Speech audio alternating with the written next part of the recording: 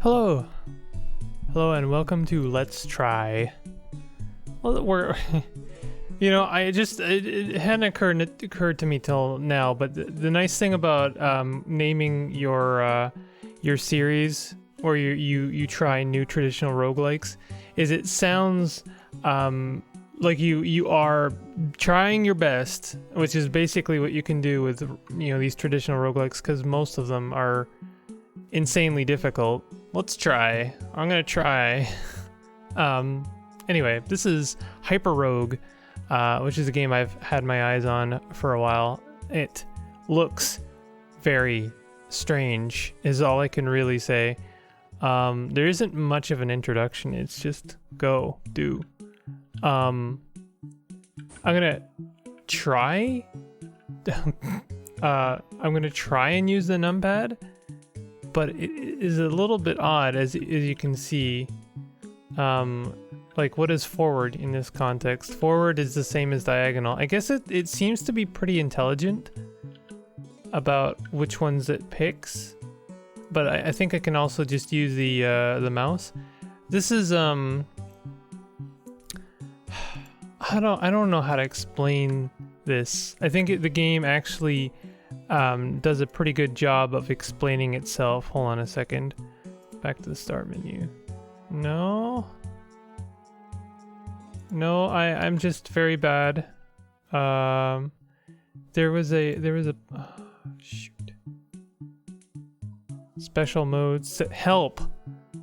You're trapped in a strange non-Euclidean world. That's what it is. Sorry, guys. I'm very unprepared here. Whatever that means. I think I know, but it's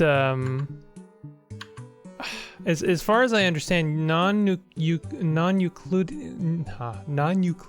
This is the worst video I've ever done, and you'll have to forgive me. Non-Euclidean means it does not work as per the normal physics, or at least that we perceive. And you can see that is true. This game almost gives me a little bit of motion sickness, I'll be honest. Oh, I can wait turns. I'm just curious about these guys. The ivy would get you. I attack.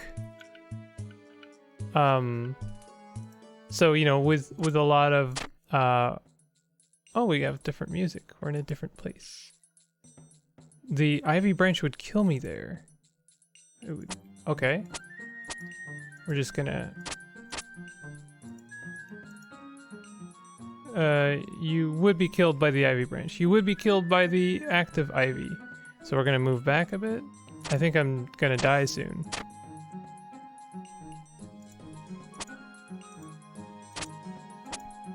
Okay, I'm beginning to understand. He's beginning to believe. I just got an achievement, but I mean, this is the dev is trying something really ambitious here, which is to build a. And sorry, I'm gonna. I thought I turned things down pretty good, but they're still pretty loud.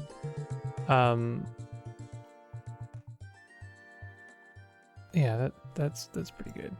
The dev is like working with some mad science here, and you know, honestly, color me impressed. I'm not even sure what would possess someone to try and make a game like this. One that is like almost deliberately obtuse in its like visuals, in its concept. And like, honestly, how do you even describe a game like this? All I can say is I guess this it's as if you're viewing just a normal traditional roguelike through a fisheye lens. And I think that is a pretty good explanation. I am starting to use the numpad a little bit. What is that? I just killed it. Giant ape. I think the interesting thing is because of the bizarre pattern nature of the tiles in this game, there is actually a bit of an interesting tactic involved.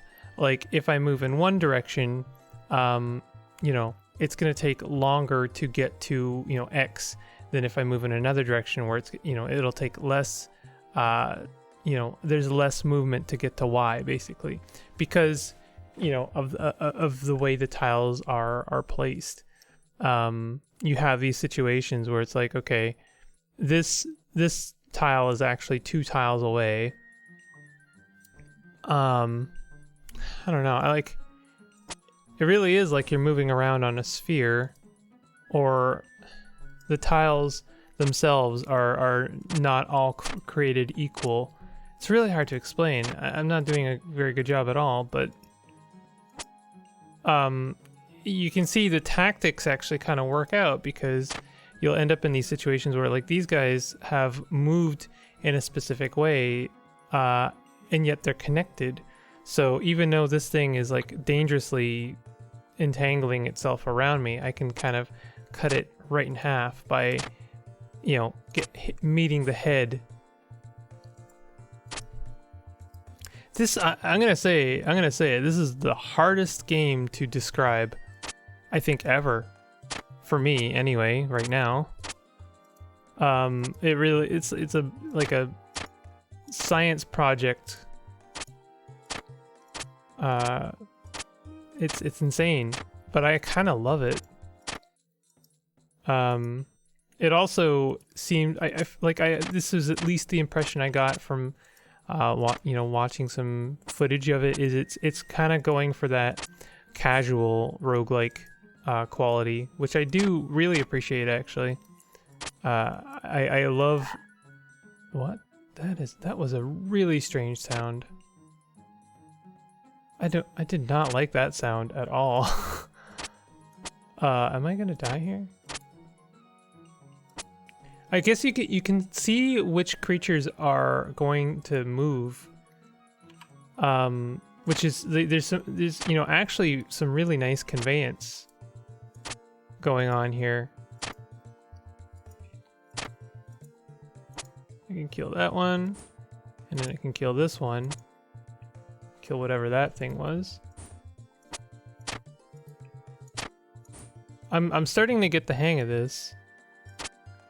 You know, even though the visuals are very strange, the conveyance is here. It's here, and it's not playing games with the player. You can tell very easily what's going on, even though it's very peculiar. So I really appreciate that actually. So we're getting. Oh, these are rubies. I thought that was experience. I was incorrect. So we're collecting lots of rubies. If this game is making you a little bit sick, I don't honestly blame you. I hope... Oh, no, I died. Ah, brutal. See how it ended.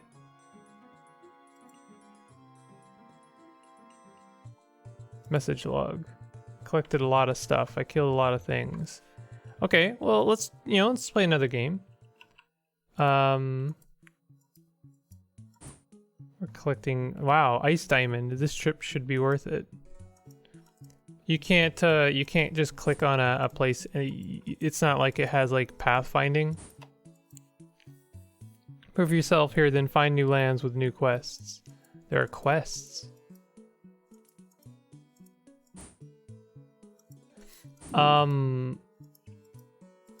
Yeah, I mean, I thought this game was kind of perfect to do a video on, because like it didn't seem like it was going to be so deep that I'd have to play like 10 hours of it to figure out if I liked it or not.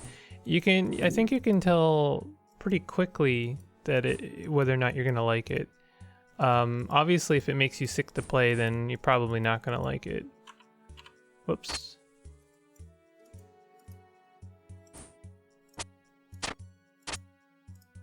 But like the tactics are here. I mean, it's everything you know and love about traditional roguelikes, but done in a way that is very novel.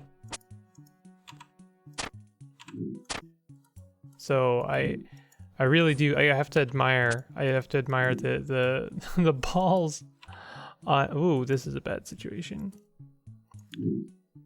So you still have this kind of like, oh, interesting. I can break these walls. They seem to break down over time. If I'm standing next to them, they seem to break down. Okay, interesting. You found the orb of flash. Okay, what does that do? I honestly don't know what it was saying. Flash wizard killed an enemy with a flash spell. So what happened? It seems to me that waiting here is having an effect on the world, and I'm not sure what it is. So I'm kind of... Oh, there's a temperature. So it seems I have a higher temperature than the world around me, and that's why these walls are melting, is they're made of ice. Huh. Okay, that's pretty cool. That's already a mechanic you don't see very often, I think. It seems to me that is both a good and a bad situation, because you could find yourself in positions where you want the ice. Is this a bomb? You've activated the bonfire. So it's gonna create some warmth here.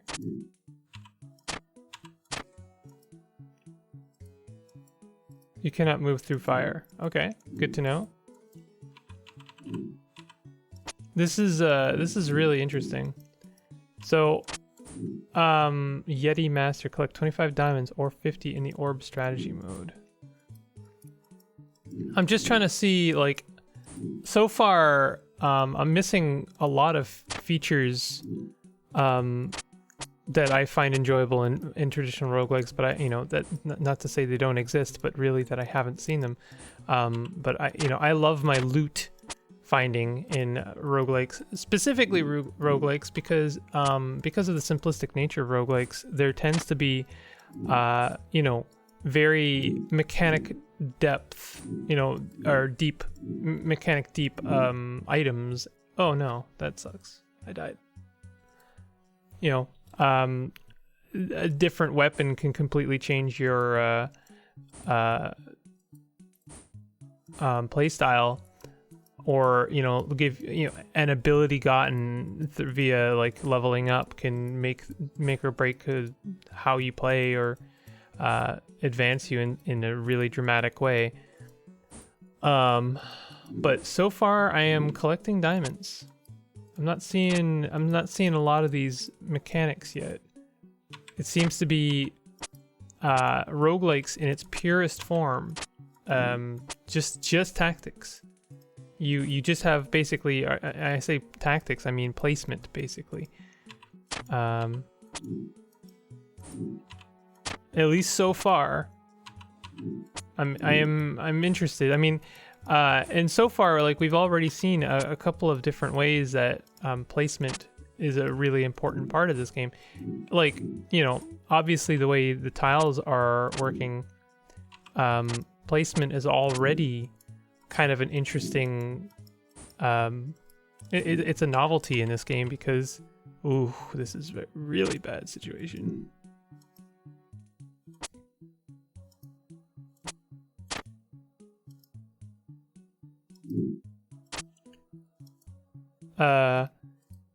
Because as I mentioned, like, depending on what kind of tile you're on, like in this situation, there's less places I can go than, for instance, if I'm on this tile.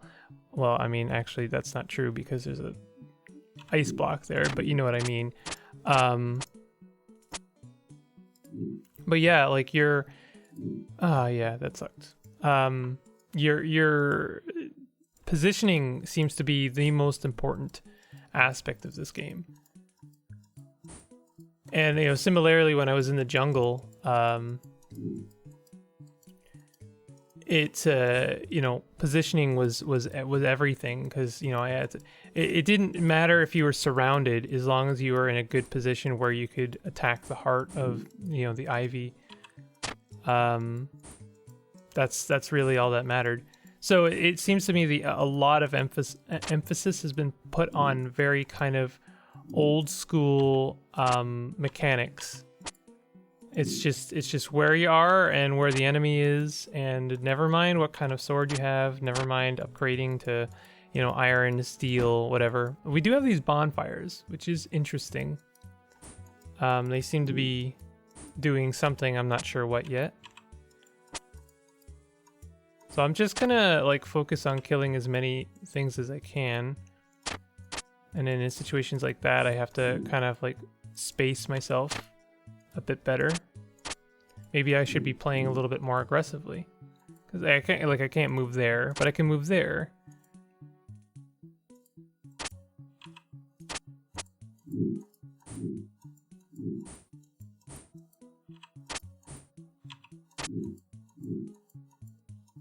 I'm not sure yet what the goal is, even for specific landscapes.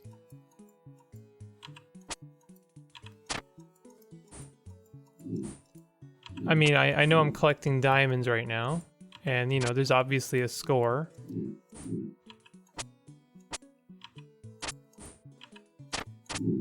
I do find, like, you know, something that I wouldn't say hoping, but interested in is, like, if you're in a situation where the farther out you are, the more tiles you're seeing. That is to say, the farther from myself that I look, the more I see. Like, this is a curved object, basically.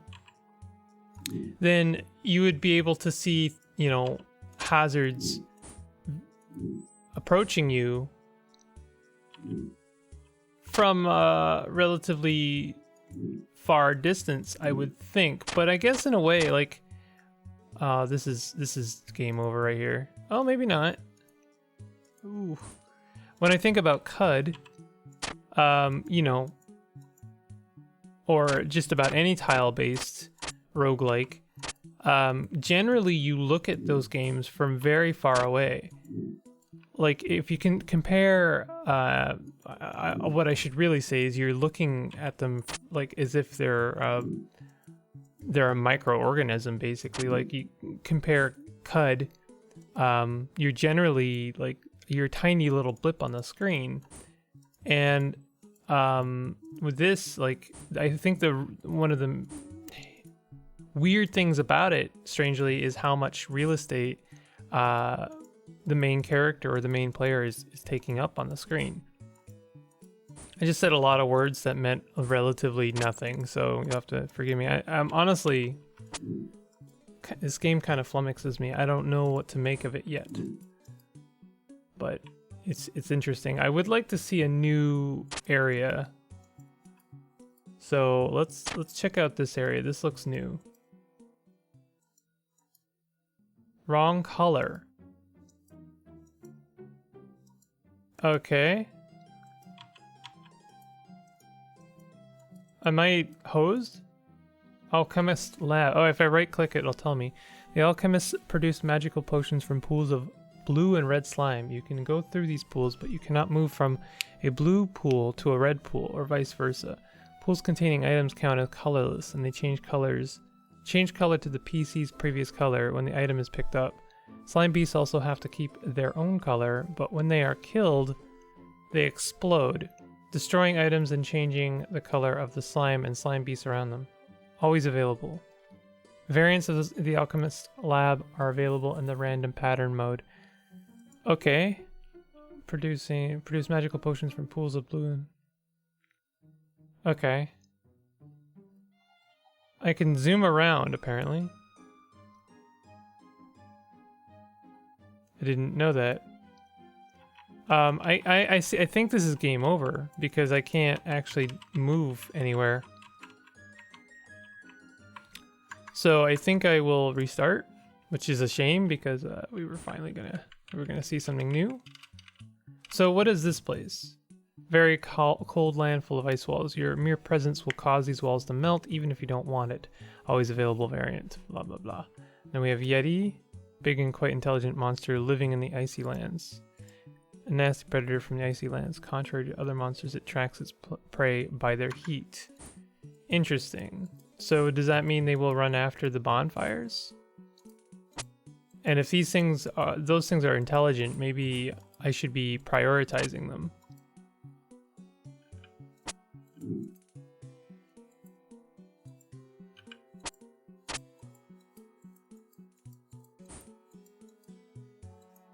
Okay, so is it gonna? It is. It's going for the bonfire, but unfortunately, it still has a an area of effect or an area of attack. So I can't just like. Ooh, okay. I couldn't approach it. Reach the alchemist lab. Collect elixir of life.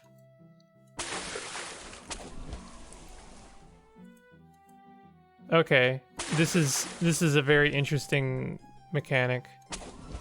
Again, placement is everything.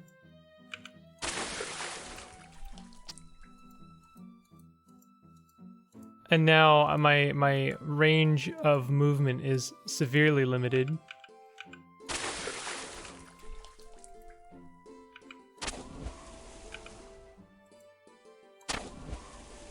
I'm not sure, these things, I seem to be able to approach them. So I'm not sure when they're actually, like, threatening me. I guess it's the same as before, is if they surround me. And if I can't move, basically. I'm collecting elixirs of life. Again, I don't know if I can actually do anything with these items. Ah, that ruined. Ah. Okay, so you got to be careful not to attack these things when you're like close to an item.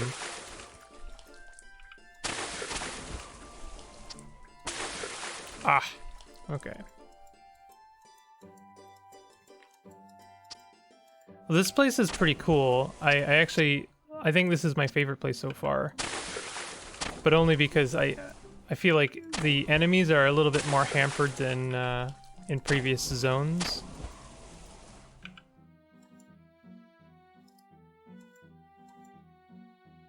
Okay, this is bad.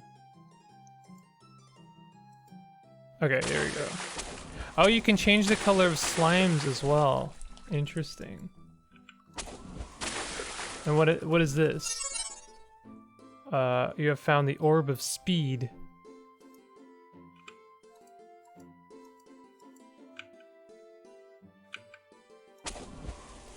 Ah, this means I can attack a creature even if I'm surrounded.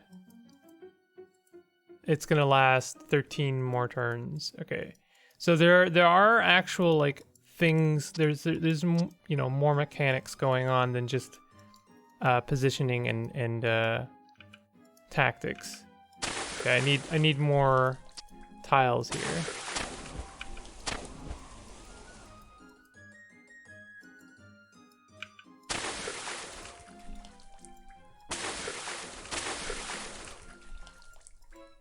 There's like no like this. What would be really weird is if there's like a world map in this, along with like a home base and like, you know, places you have to come back to, because I really have no frame of reference. I have no idea where I came from.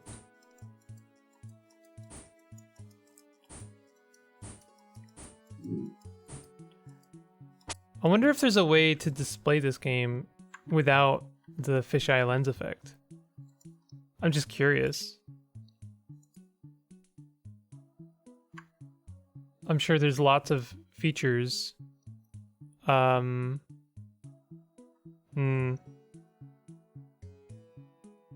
know. I mean, maybe like by nature, you know, I can't. You couldn't look at this in any kind of like two-dimensional way, which is I don't know, this game is so weird. I don't even understand how it works, to be honest. But I'm enjoying this. This is definitely a very coffee break roguelike. Like you load this up and you play it for like maybe 10 minutes and die. Unless I don't know, maybe games can go on for a long time. Maybe there's an ending. I have no idea. It seems like the longer I play, the more monsters start spawning. So the difficulty definitely starts ramping. There we go. Actually, oops. I'm dead. No, I'm not dead. That was very close to being the end there. I need to find a new location. Oof, this is bad. Yeah, dead. Shoot. You are 227 cells away from the starting point, or the place where you used an orb of safety last time. There are 2 something such cells. What? This is wild. Collect 60 money to access even more lands. Kill a vizier in the palace to access Emerald Mine. Okay. So I'm gonna do one more run here. And this is definitely a one more run kind of game. I feel like I have learned something, and I think the main thing I've learned is that I am awful at this game. But I'm trying my best. So there's a land over there. So let's go there. I think that's the Ivy place. Oh, Living Cave. No, this is a new world. I've never seen this one. Let's see. Rogue. This monster has come from another world, presumably to steal our treasures. Not as fast as an eagle, not as resilient as the guards from the palace, and not as huge as the mutant ivy from the clearing. However, they are very, very dangerous because of their intelligence and access to magical powers. Rogues will never make moves which result in their immediate death. Even when cornered, they are able to instantly teleport back to their home world at any moment, taking the treasures forever. But at least they will not steal anything further. Despite this intelligence, rogues appear extremely surprised by the most basic facts about geometry. They must come from some really strange world.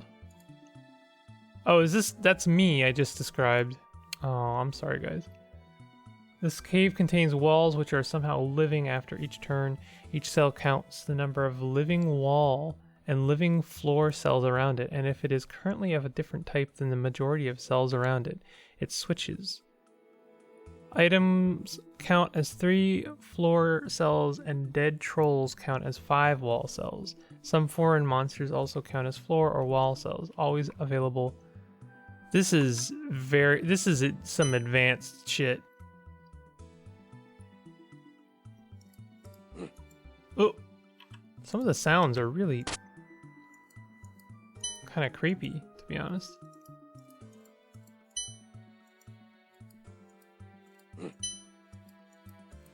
This is this area is kind of like that game of life where you make the little creatures that are like kind of math based. Oof, have I just murdered myself here? I think I have.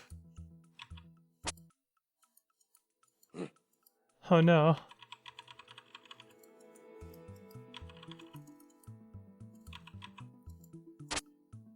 You kill the seep. So what are seeps? A monster who is able to live inside the living wall cave. Okay, well let's do one more. Oh, this is nice. Yeah, that was some advanced stuff. I was not prepared and did not understand that place just yet. But you know, we will continue. Kind of want to continue. Oh, is that a place? I don't think I've been here. Land of eternal motion, a land where you cannot stop because every piece of floor is extremely unstable. Only monsters who can run forever are able to survive there, and only phoenix feathers are so light that they do not disturb the floor. Always available. Phoenix feathers. Okay. I am trapped here now. Until I find a different exit.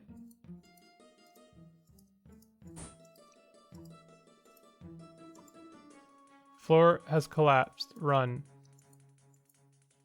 So this dog is now trapping me forever.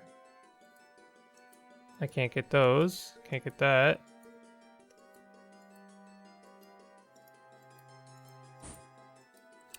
This is a terrifying place. I think I want to leave. I don't think I haven't seen this. I just want to like see a lot of the different worlds because they're really interesting. The variety is really interesting.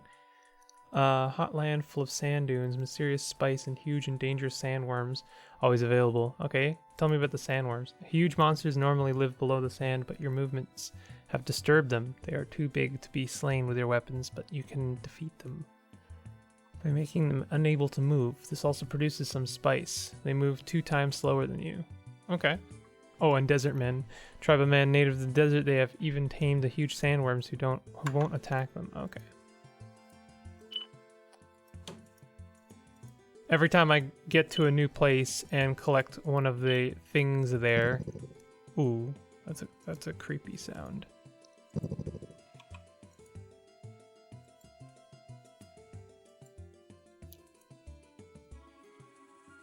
I think I get it. They'll like kind of move away from me, and then I can trap them, maybe.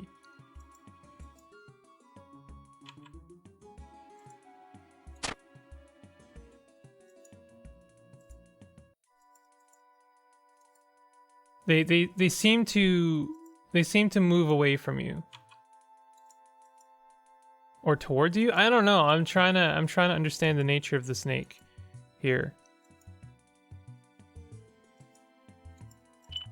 They're moving towards me and also away from me. Okay, let's try and trap it in this tunnel here.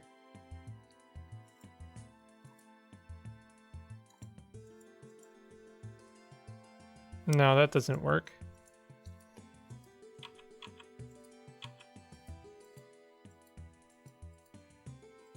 They're like, I thought it. Oh, I'm very confused. I'm like next level confused now. So what is this? Thumper. A device that attracts sandworms and other enemies. You need to activate it. When pushing the thumper off a heptagonal cell, you can control the pushing direction by clicking left or right half of the heptagon. What?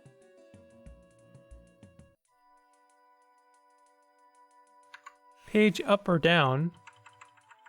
Oh, that's strange. Oh, I can push it.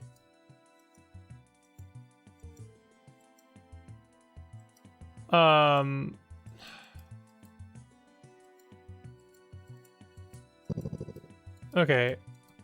I have yet to kill a single one of these worms. I'm gonna collect as many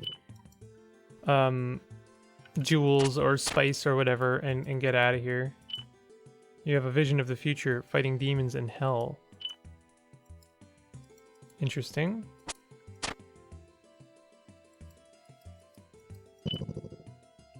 Collect 10 spice.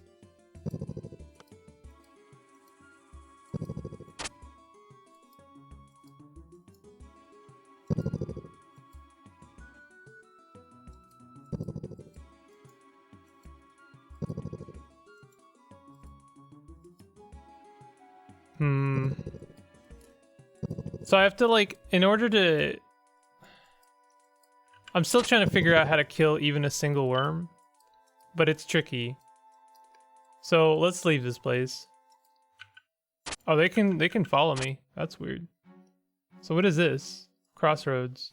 This land is a quick gateway to other lands. It is very easy to find other lands from the crossroads. which means that you find monsters from most other lands here. As long as you have found enough treasure in their native lands, you can find magical items in the crossroads. Mirror land brings mirrors and cloud, and other land types bring magical orbs. A special treasure, Hyperstone, can be found on the crossroads, but only after you've found 10 of every other treasure. Okay, well, I mean, that's we have some kind of continuity going on there. So let's see if we can't do that.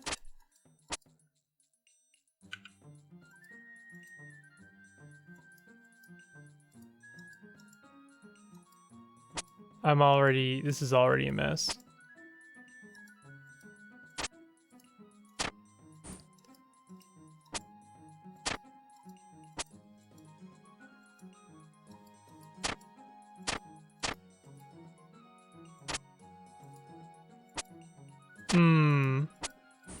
You gotta really big brain this, and I'm really not big braining it right now.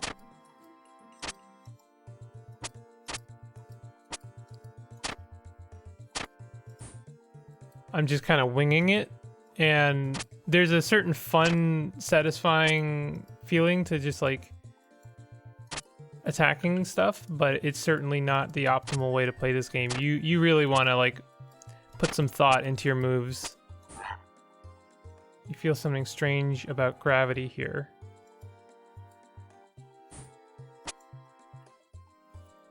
Okay, I need 4 more rubies.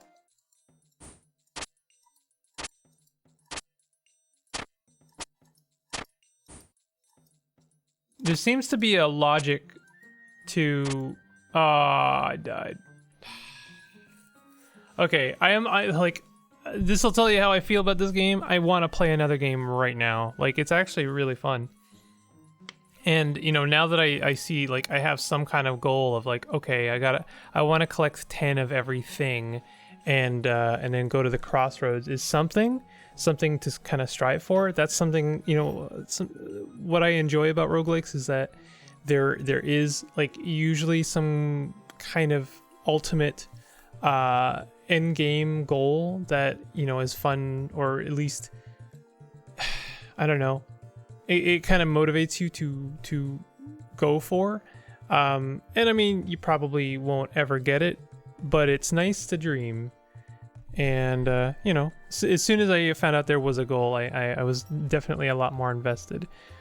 Interesting, you know, there's no like equipment, no, at least not, you know, there doesn't seem to be any kind of loot. There are some like extra ability things that you pick up, like spells, but they seem like very few and far between. So if that's the kind of thing you enjoy about roguelikes, you know, this is going to seem very, I don't know, stark. Is that the right word? Very almost dry, but I think it's a good dry, because it's got a lot of emphasis on your kind of like movement placement and tactics. So, you know, a lot of the stuff you might enjoy about roguelikes. So anyway, HyperRogue. This is a cool one. I definitely recommend it. There's a Halloween minigame. What? Oh, we gotta have a quick look. Hold on. What is this? It's a jack-o'-lantern.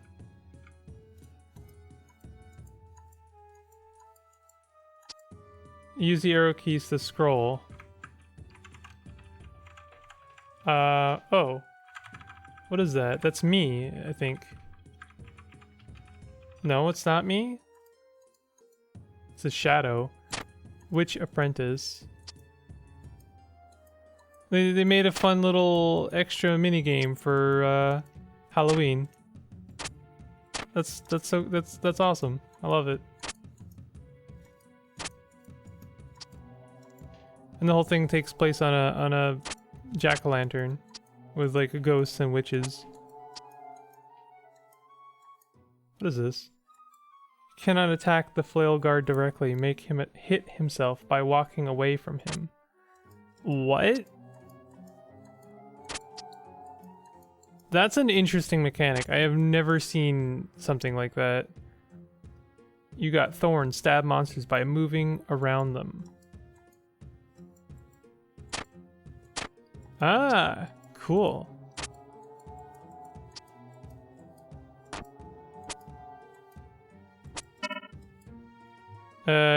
You gain your protective shell back.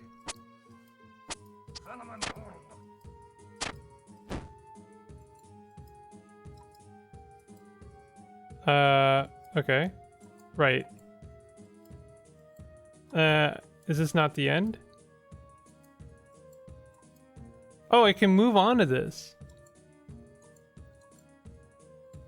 Oh, did I have like some kind of extra ability that let me... Ah, ether. You pass through all kinds of walls and chasms. Okay. Now I have my protective aura. Oh, I have to push the skeletons into the chasm. This is fun. I love this.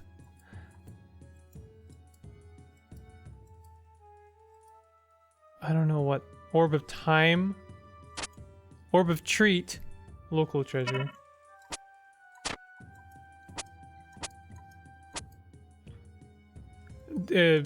Okay, there we go. It is the skeletons are a little bit tricky.